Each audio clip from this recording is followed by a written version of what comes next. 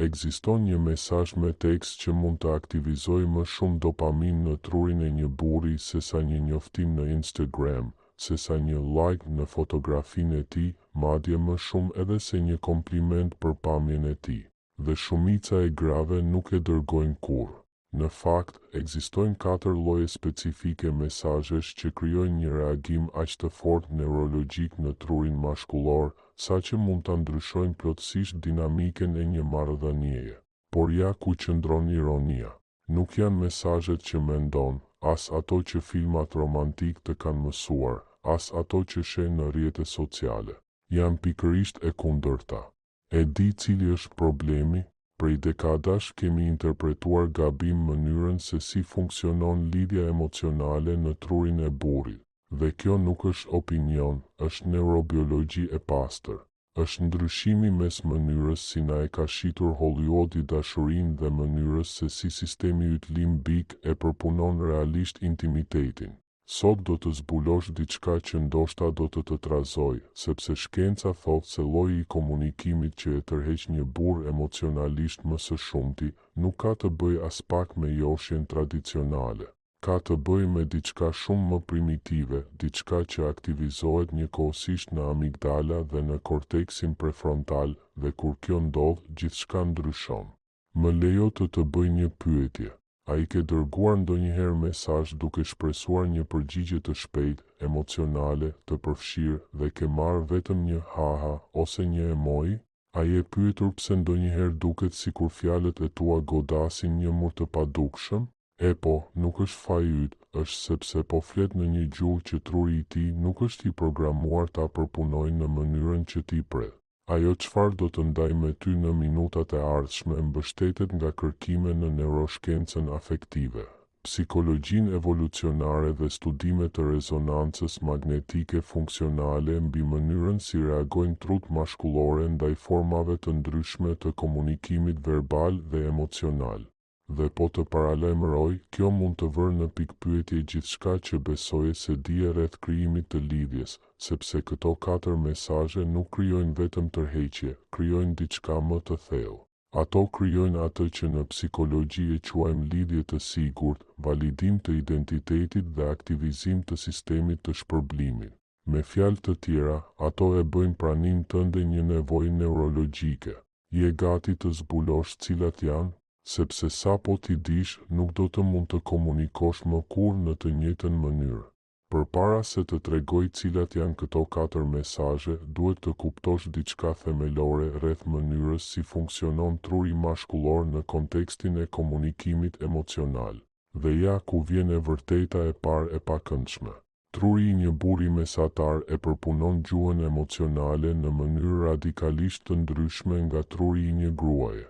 Kjo nuk është machizëm, as stereotip, është anatomi neurologjike. Studimet e neuroimazherisë kanë treguar se kur një grua lexon ose dëgjon përmbajtje emocionale, aktivizohen njëkohësisht të 2 hemisferat e trurit. Është një orkestër e tërë në funksion.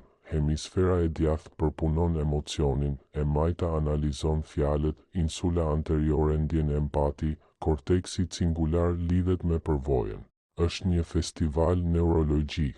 Në trurin mashkullor aktivizimi është më i lokalizuar, më specifik. Nuk është se ata ndjejnë më pak, por se truri i tyre është ndërtuar të përpunojë emocionet më drejt për drejt, më të orientuara drejt veprimit, më praktikisht. Dhe këtu qëndron pika kyçe. Kur i dërgon një mesazh të ngarkuar me nuanca emocionale dhe pret që ai të lexojë mes rreshtave, të kuptoj humorin tënd, të interpretoj pikzat e tua, ti po i kërkon trurit të tij të bëjë diçka për të cilën nuk është zhvilluar natyrshëm. Kjo krijon një hendek keqkuptimi, që nuk është faji i askujt, por që çdo ditë shkatëron mira marrëdhënie. Pse është kaq e rëndësishme ta kuptosh këtë?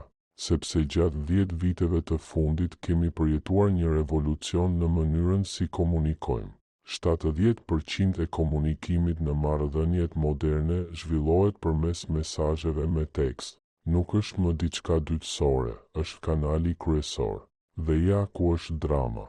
Askush nuk na ka mësuar si të komunikojmë emocionalisht nëpërmjet një ekrani.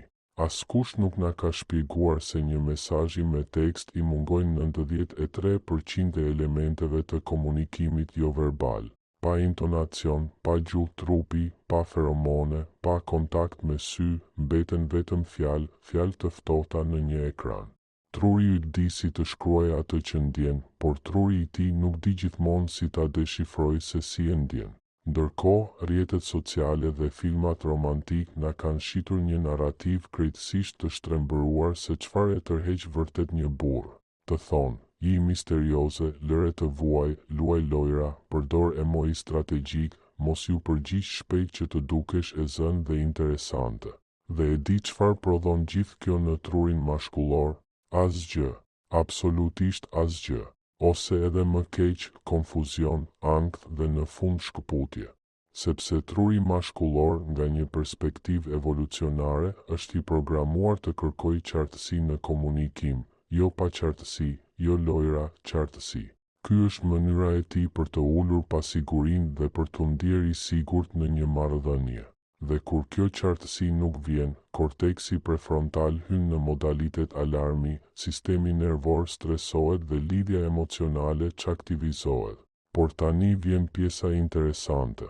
Ekzistojnë 4 lloje mesazhesh që anashkalojnë plotësisht këtë qark të shkurtër neurologjik. 4 mesazhe që flasin direkt me sistemin limbik mashkullor, që aktivizojnë dopaminën e tij, që lëshojnë oksitocinën e tij, që krijojnë ndjesinë. Kjo person më kupton në nivel qelizor. Dhe gjëja më e fuqishme është se ato nuk kërkojnë të jesh dikush që nuk je, nuk kërkojnë manipulim, as lojra psikologjike, kërkojnë diçka shumë më të guximshme, autenticitet strategjik neurologjik, sepse këto mesazhe jo vetëm e tërheqin, por e bëjnë të ndjej diçka që shumë pak gra arrin t'ia aktivizojnë, ndjesinë e të qenit i parë, i vlerësuar, i mjaftueshëm. Dhe kur një burr e ndjen këtë me ty, truri i tij fillon fjalë për fjalë të lidh praninë tënde me sigurinë emocionale. Dhe kjo, nga pikpamja neurologjike, është më varësuese se çdo strategji joshije. Pra, pyetja nuk është nëse këto mesazhe funksionojnë. Pyetja është, a je gati të komunikosh në një mënyrë që ndoshta bie ndesh me gjithçka që të kanë mësuar? Sepse ajo që vjen tani do të ndryshojë rregullat e lojës. Më lejo të tregoj diçka që zbulova vite më parë në praktikën time dhe që ndryshoi plotësisht mënyrën si kuptoj komunikimin në marrëdhënie. Një paciente erdhi krejtësisht e rënuar sepse marrëdhënia e saj 3 vjeçare kishte marrë fund. Ajo nuk e kuptonte çfarë kishte ndodhur. Sipas saj, ajo kishte bërë gjithçka siç duhet. Ishte e dashur, e kujdesshme, gjithmonë e pranishme. I shkruante mirëmëngjes, e pyeste si ishte, i dërgonte meme për ta bërë të qesh, i thoshte sa shumë i mungonte, dhe megjithatë ai ishte tërhequr pak e nga pak, derisa një ditë i tha diçka që e shkatërroi. Kam ndjesinë që ti nuk më njeh vërtet. Ajo ishte e hutuar. Si ishte e mundur kjo, kur shkruanin me orë të tëra, kur ajo ishte gjithmonë aty, kur ja shprehte vazhdimisht dashurinë? Atëherë i kërkova të më tregonte bisedat e tyre dhe aty doli modeli. I njëjti model që kam parë qindra herë që atëherë. Të gjitha mesazhet e saj silleshin rreth emocioneve, ndjenjave, vetë marrëdhënies. Më mungon. Të mungoj? Për çfarë po mendon? A është gjithçka në rregull mes nesh? Dhe kur ai ndante diçka nga dita e tij, një projekt në punë, një ide që kishte pasur, ajo i përgjigjej me empati emocionale, por asnjëherë me kurreshtje intelektuale. Truri i saj ishte i programuar të lidhej përmes emocioneve.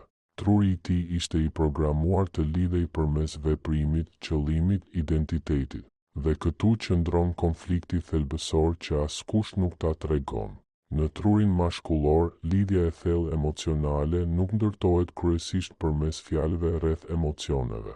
Ajo ndërtohet duke u ndier i kuptuar në identitetin e tij, në qëllimin e tij, në mënyrën si e sheh botën. Kjo bie në kundërshtim të drejtpërdrejtë me atë që na është mësuar. Na kanë thënë se për të lidhur emocionalisht me një burr duhet të flasim për emocione, ta pyesim si ndihet, të jemi të ndjeshme dhe të presim që ai të jetë po aq i hapur. Dhe e gjithë kjo është e rëndësishme, por nuk është gjua kryesore e trurit mashkullor. Gjua kryesore e trurit mashkullor është njohja, admirimi specifik, validimi i kompetencës së tij, interesi i vërtet për ato që ai konsideron të rëndësishme, edhe nëse ty s'të duken të tilla. Dhe tani vjen diçka që mund të trazoj. Kur një grua dërgon një mesazh që validon identitetin mashkullor në mënyrë specifike dhe autentike, në trurin e tij aktivizohet e njëjta zonë që aktivizohet kur ai arrin diçka të rëndësishme, nucleus accumbens, qendra e shpërblimit. Është e njëjta zonë që ndizet kur ai fiton një garë, kur zgjidh një problem të ndërlikuar, kur ndjen veten të aftë dhe të vlerësuar. Mesazhi yt bëhet një arritje emocionale për të. Por shumica e grave nuk i dërgojnë kurrë këto lloje mesazhesh. Pse? Sepse na është mësuar se validimi i një burri në këtë mënyrë ushqen egon e tij, e bën të ndihet superior dhe neve na ul. Dhe kjo bindje kulturore saboton mundësinë e një lidhjeje të vërtetë. Sepse validimi nuk është lajka, nuk është gënjeshtër, validimi është ta shohësh vërtet tjetrin dhe ti komunikosh atij se e sheh. Dhe truri mashkullor dëshiron me dëshpërim pikërisht këtë lloj validimi specifik nga një grua që ai e vlerëson. Jo të gjitha mesazhet e validimit funksionojnë. Në fakt shumica dështojnë keq. Pse? Sepse janë të përgjithshme, të parashikueshme dhe truri i tij i identifikon si automatike, jo autentike. Nëse i thua, je i pabesueshëm, korteksi i tij prefrontal e përpunon si zhurmë, fjalë bosh. Por nëse i thua, mënyra si edhe vare atë situatë me shefin tënd tregon një inteligjencë emocionale që shumë pak njerëz e kanë, atëherë në sistemin e tij nervor ndodh diçka krejt tjetër. Sepse ky mesazh përmban 3 element kyç neurokimik, specifikim, vëzhgim të vërtet dhe njohje të një cilësie që ai e vlerëson tek vetja. Dhe kjo na çon te lloji i parë i mesazhit që truri mashkullor e adhuron. Por para se të ta zbuloj, duhet të kuptosh se këto 4 mesazhe nuk janë formula magjike, nuk janë marifete. Janë forma komunikimi që pasqyrojnë një të vërtetë të thellë psikologjike mbi mënyrën se si funksionojnë tërheqja dhe lidhja në trurin mashkullor. Janë mesazhe që kërkojnë që ti të jesh vërtet e vëmendshme, që ta shohësh me të vërtetë, që të interesohesh sinqerisht, sepse nëse thjesht kopjon fjalët pa qëllimin e vërtet pas tyre, truri i tij do ta kuptojë dhe efekti do të jetë i kundërt. Po fillon ta shohësh konfliktin, ne duam lidhje të thellë, por përdorim një gjuhë që truri i tjetrit nuk është i programuar ta përpunojë si lidhje. Ne duam të shihemi, por nuk marrim kohën për ta parë vërtet tjetrin në gjuhën e tij. Ndërkohë ai ndihet i padukshëm dhe ti ndihesh e keq kuptuar. Dhe të dy flisni, shkruani, dërgoni mesazhe, por askush nuk komunikon me të vërtetë. Kjo është ajo që po ndodh aktualisht në miliona marrëdhënie. Një shkurtëqark komunikimi që ka një zgjidhje, por zgjidhja kërkon që të çmësosh disa modele që i ke përsëritur për vite. Tani vjen pjesa që vërtet do të sfidoj atë që mendon se di për komunikimin dhe tërheqjen, sepse rezulton se ka një studim fascinues të kryer në Universitetin e Pensilvanisë që analizoi më shumë se 10.000 biseda me mesazhe midis çifteve gjatë një periudhe 6 mujore. Ajo që zbuluan ishte shqetësuese.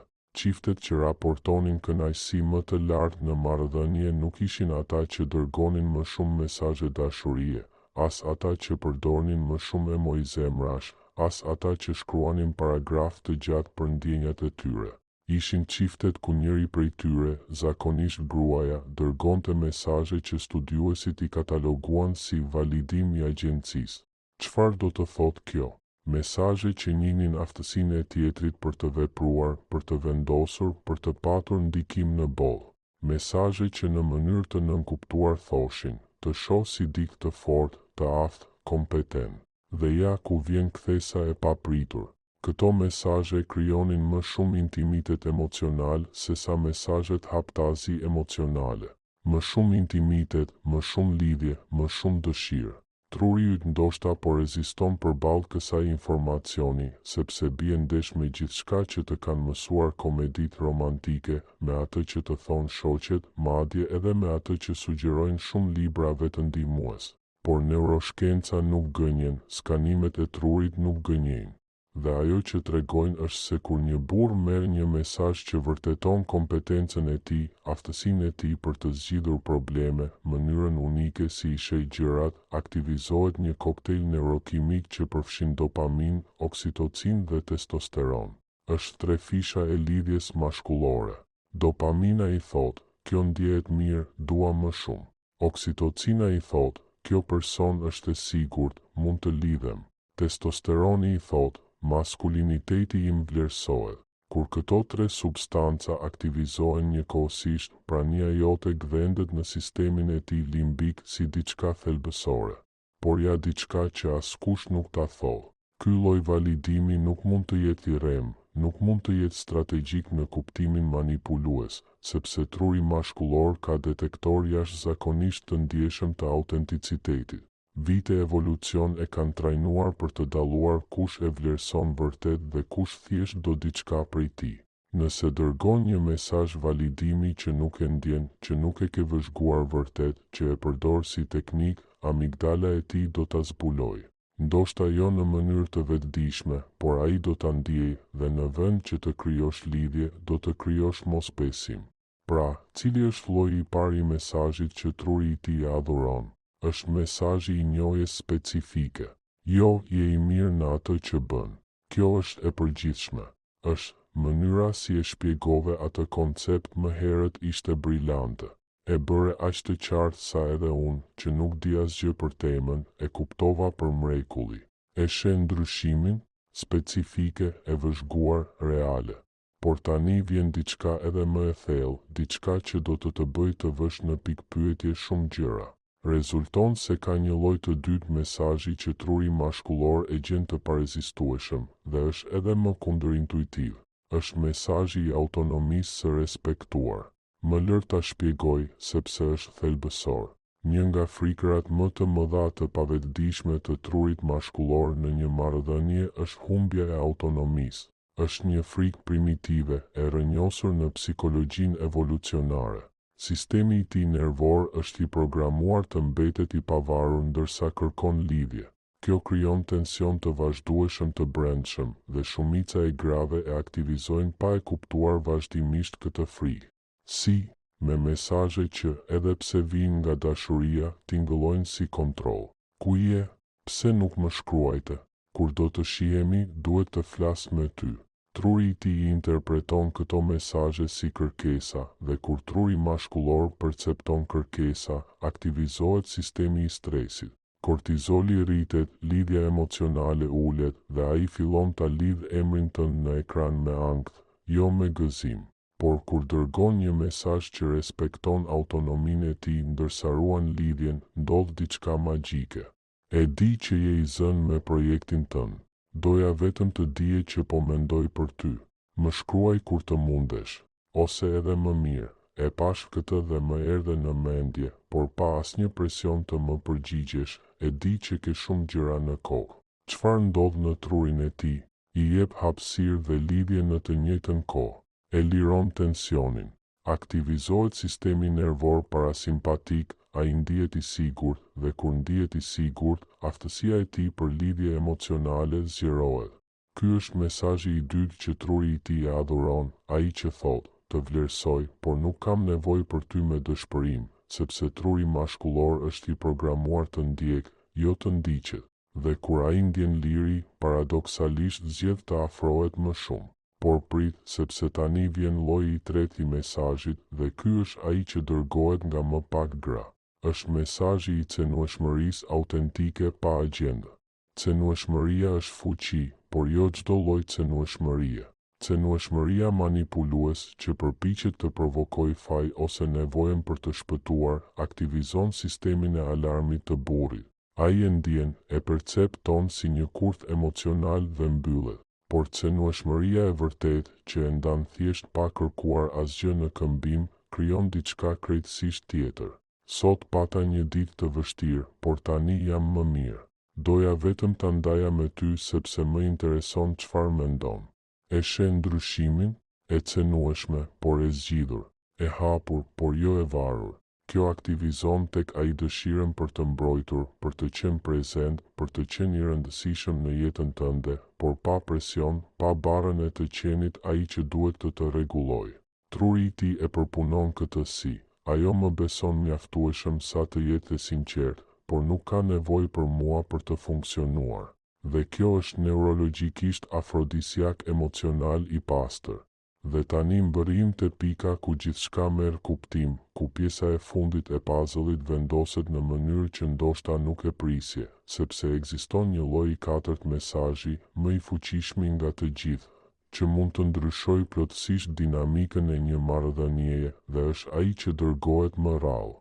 Ai që është më i frikshëm për t'u dërguar, ai që bie ndesh me gjithçka që të kanë mësuar se si të mbash interesin e një burri, është mesazhi i admirimit pa interes. Më lër të shpjegoj pse ky është kulmi i gjithçkaje që kemi ndërtuar. Për dekada na është thënë se për të mbajtur një burr të interesuar, duhet të luash lojën, t'ia bësh të vështirë, të dozosh afeksionin, ta lësh në dyshim se çfarë ndjen. Mungesa emocionale si strategji. Dhe kjo ka krijuar një brez të tërë grash që kanë frikë t'i tregojnë një burri admirimin e tyre të vërtetë, të sinqertë, të pakontrolluar, sepse mendojnë se po ta bëjnë këtë, humbin pushtetin, misterin, kontrollin. Por ja e vërteta që zbulon neuroshkenca dhe që përmbys gjithçka më parë. Truri mashkullor është kronikisht i uritur për admirimin autentik të një gruaje. Jo për komplimenta boshe, jo për manipulim, por për admirimin e vërtetë. Dhe arsyeja është thellësisht psikologjike, që nga fëmijëria burrave u mësohet se vlera e tyre qëndron në atë që bëjnë, jo në atë që janë.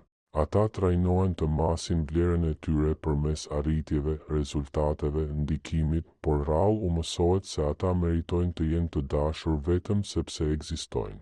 Kështu ata zhvillojnë një parsmore, një armurë emocionale. Dhe nën këtë armurë është një pyetje që ata nuk guxojnë kur ta thonë me zë të lartë: a jam mjaftueshëm?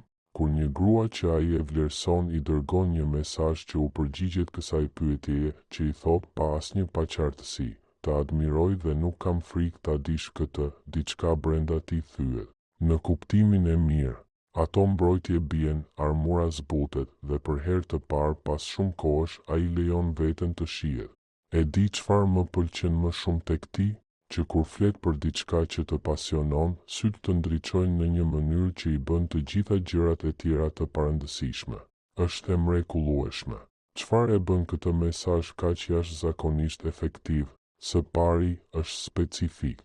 Nuk është je i ëmbël, por një vëzhgim i detajuar që tregon se vërtet e sheh. Së dyti, admiron diçka që ai nuk e dinte se ishte e admirueshme. Nuk është pamja, as arritjet e tij, por diçka më e thellë, esenca e tij, mënyra e tij e të qenit në botë. Dhe së treti, ja thua pa pritur asgjë në këmbim, pa agjend, pa pritur që ai të përgjigjet me të njëjtin intensitet. Dhe këtu gjithçka ndryshon, sepse kur një burr merr këtë lloj admirimi vetjake, truri i tij hyn në një gjendje që neuroshkencëtarët e quajnë rezonancë limbike. Sistemi i tij nervor sinkronizohet me tëndin. Krijohet ajo që në psikologjinë e lidhjes e quajmë rregullim emocional. Me fjalë të tjera, ai bie në dashuri.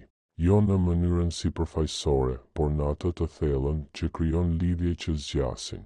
Por ja diçka që askush nuk ta thot dhe që është thelbësore ta kuptosh. Kjo funksionon vetëm nëse është e vërtetë, vetëm nëse ti vërtet e admiron. Sepse nëse e përdor admirimin si teknik, si strategji, si mjet për të marrë diçka, truri i tij do ta kuptojë dhe efekti do të jetë i kundërt shkatërues.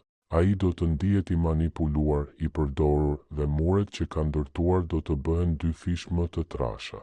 Kështu që këto 4 mesazhe, njohja specifike, autonomia e respektuar, cenueshmëria autentike dhe admirimi vetjake nuk janë truke.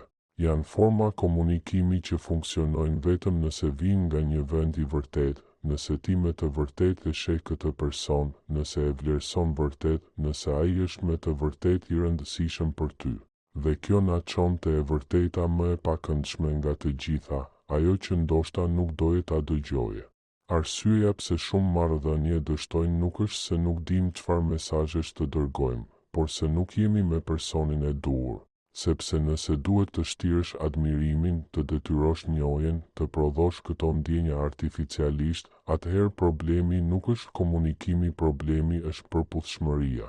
Këto mesazhe janë të fuqishme, por ato funksionojnë vetëm nëse ka një bazë të vërtetë, nëse ka diçka autentike për t'u admiruar, nëse ka një lidhje të vërtetë që mund të ushqejë.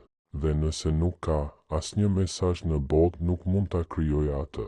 Prandaj, para se të fillosh t'i dërgosh këto mesazhe, bëj vetes një pyetje të sinqertë. A e admiroj vërtet këtë person?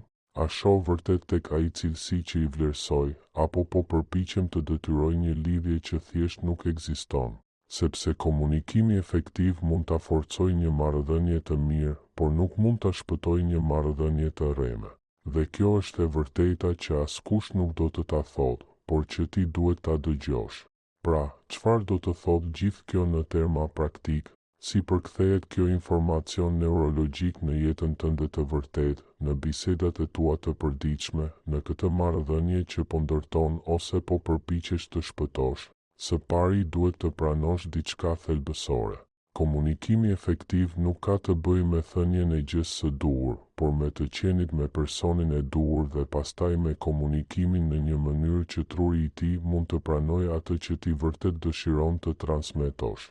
Le t'i rikujtojmë këto 4 lloje mesazhesh që truri mashkullor i përpunon si lidhje të thellë, por kësaj here me qartësinë e të kuptuarit pse funksionojnë dhe si të aplikohen pa humbur autenticitetin tënd. Mesazhi i parë, njohja specifike, funksionon sepse prek pasigurinë më të thellë të trurit mashkullor, dyshimin për aftësinë e tij. Çdo burr, pavarësisht sa i suksesshëm apo i sigurt duket, mban brenda vetes një pyetje: a jam mjaft i mirë në atë që bëj? Kur i dërgon një mesazh që thotë, vura re këtë gjë specifike që bëre dhe ishte mbresëlënëse për këtë arsye konkrete, ti po i përgjigjesh kësaj pyetjeje dhe truri i tij e regjistron atë si ky person me sheh vërtet.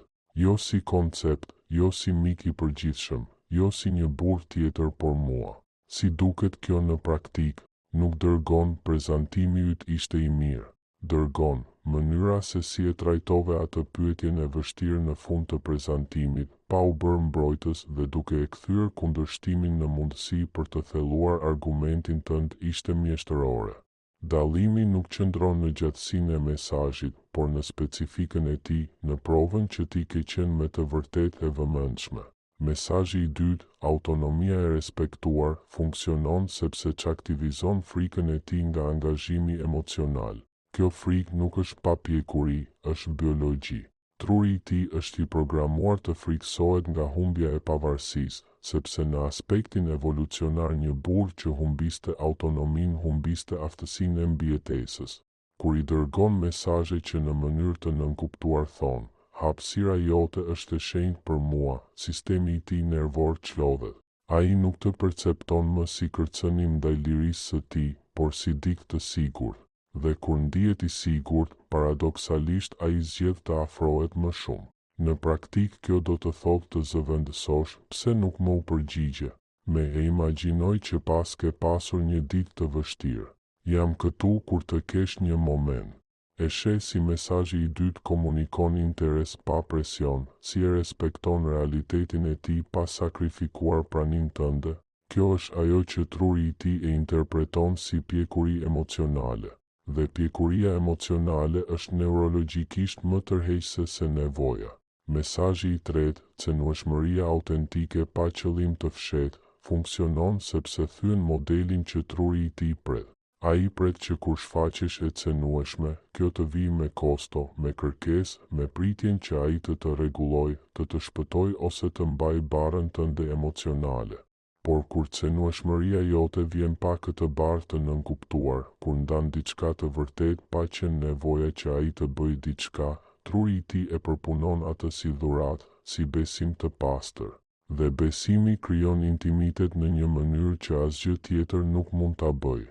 Kjo do të thotë në realitet të ndalosh së dërguari, ndihem keq dhe kam nevojë të vish dhe të fillosh të dërgosh. Sot ishte ditë e ndërlikuar, por tashmë e di çfarë kam pasur nevojë të përpunoj. Doja ta ndaja me ty sepse e vlerësoj perspektivën tënde, edhe pse tani jam mirë. Nuk është se nuk mund të kesh nevojë për të, por është se kur nuk ke nevojë të dëshpëruar për të, kur mund të mbash veten dhe zgjedh të ndash nga një vend force e jo mungese, ai mund të afrohet nga dëshira e jo nga detyrimi. Dhe së fundi, mesazhi i katërt, admirimi vetjake, funksionon sepse është më i rralli nga të gjithë. Ne jetojmë në një kulturë që i mëson gratë të mbrohen duke treguar më pak, të mbajnë kontrollin duke dhënë më pak, të ruajnë vlerën e tyre duke fshehur vlerësimin. Dhe kjo ka krijuar një uri emocionale tek burrat, një uri për t'u parë, jo për atë që ofrojnë, jo për arritjet e tyre, por për atë që janë. Kur i dërgon një mesazh që thotë, të admiroj dhe nuk kam frikë që ti ta dish këtë, ti mbush një boshllëk që ai as nuk e dinte që e kishte. Por dhe kjo është thelbësore, kjo funksionon vetëm nëse admirimi është i vërtetë, nëse vërtet ke vënë re diçka tek ai që të ka prekur, nëse ndjen vërtet respekt për një aspekt të karakterit të tij. Sepse nëse admirimi është taktik i maskuar si manipulim, instinkti i tij do ta kapë menjëherë dhe në vend të afrojë, do ta largojë. Kështu, ja përfundimi i plotë. Këto 4 mesazhe nuk janë formula për të kopjuar e ngjitur. Janë parime komunikimi të bazuara në mënyrën se si funksionon realisht truri mashkullor. Janë mënyra për të përkthyer afeksionin tënd, interesin tënd, lidhjen tënde në një gjuhë që sistemi i tij nervor mund ta marrë dhe ta përpunojë si atë që është vërtet, dashuri.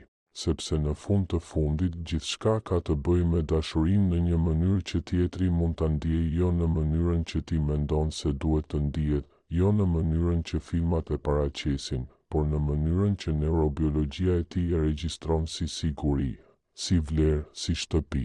Dhe kur të dy mësojnë ta bëjnë këtë, kur të dy mësojnë të komunikojnë jo nga ajo që ndjehet natyrale për dërguesin, por nga ajo që mund të pranohet nga marrësi, lidhja pushon së qeni rastësi, pushon së qeni fat, dhe bëhet një zgjedhje e vetëdijshme që të dy e bëni çdo ditë. Dhe pikërisht këtu fillon ndryshimi i vërtetë, sepse kur kupton se komunikimi nuk është lojë hamendësimesh, por një shkëmbim neurologjik, ti fillon të flasësh më me vetëdije. Nuk do të shkruash më nga frika, as për të detyruar një reagim, as për të marrë aprovimin. Do të shkruash nga qartësia, nga e vërteta, nga stabiliteti i brendshëm. Dhe pikërisht këtë ai do ta ndjejë. Sepse truri mashkullor nuk reagon ndaj përsosmërisë, por ndaj koherencës. Nuk reagon ndaj strategjive, por ndaj së vërtetës. Sa më e qartë, e sinqertë dhe autentike të jesh, aq më e fortë do të jetë rezonanca e tij emocionale, jo sepse po e manipulon, por sepse më në fund po flet në një gjuhë që biologjia e tij e kupton. Në fund nuk ka të bëjë me atë se kush përgjigjet më shpejt, kush tregon më pak interes apo kush luan lojën më mirë. Ka të bëjë me faktin nëse dy njerëz janë të gatshëm të shohin me të vërtetë njëri tjetrin përtej modeleve, përtej frikës, përtej egos. Këto 4 mesazhe nuk janë mjete për të lidhur dik, por ura që mund të lidhin dy sisteme nervore, nëse të dy janë të hapur.